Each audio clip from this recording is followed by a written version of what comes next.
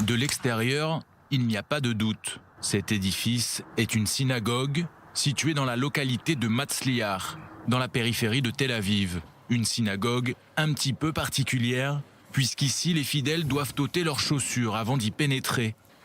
Et à l'intérieur, c'est à s'y méprendre. Des tapis ont remplacé les sièges, car les Juifs qui viennent prier ici ont pour coutume de le faire à même le sol, en s'agenouillant et en se prosternant. Des rites qui ne sont pas sans rappeler ceux de l'islam.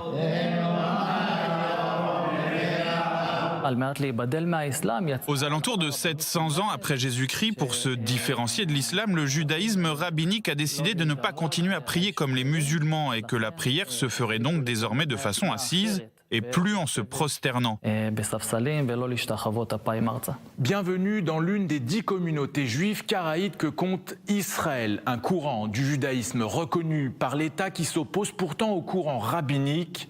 Alors que ce dernier domine largement le judaïsme depuis plusieurs siècles, les juifs karaïtes auraient représenté jusqu'à 40% de la population juive mondiale jusqu'au Xe siècle de notre ère. C'est à partir de là qu'ils ont commencé à être considérés comme des hérétiques par les rabbins, qui ont cherché à les exclure de la communauté juive.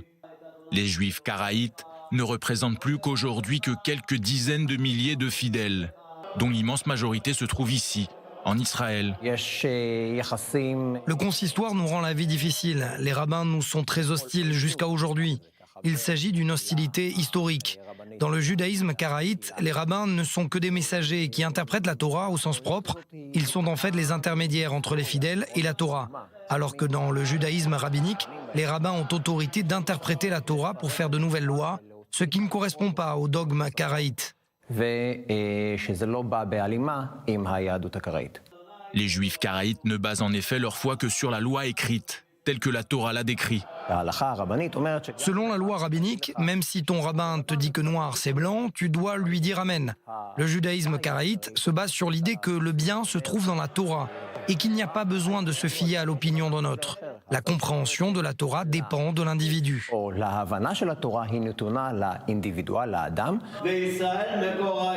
De son côté, le judaïsme rabbinique accorde davantage d'importance à la loi orale.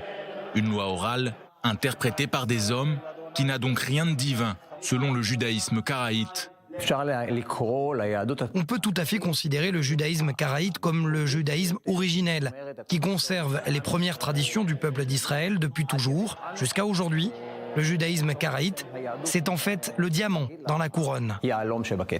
Alors que la plupart des juifs du monde entier célèbrent cette semaine Hanouka, la fête des Lumières, les juifs karaïtes n'allumeront pas de bougies cette année encore, puisque Hanouka est une fête d'institution rabbinique qui n'est mentionnée à aucun moment dans la Torah.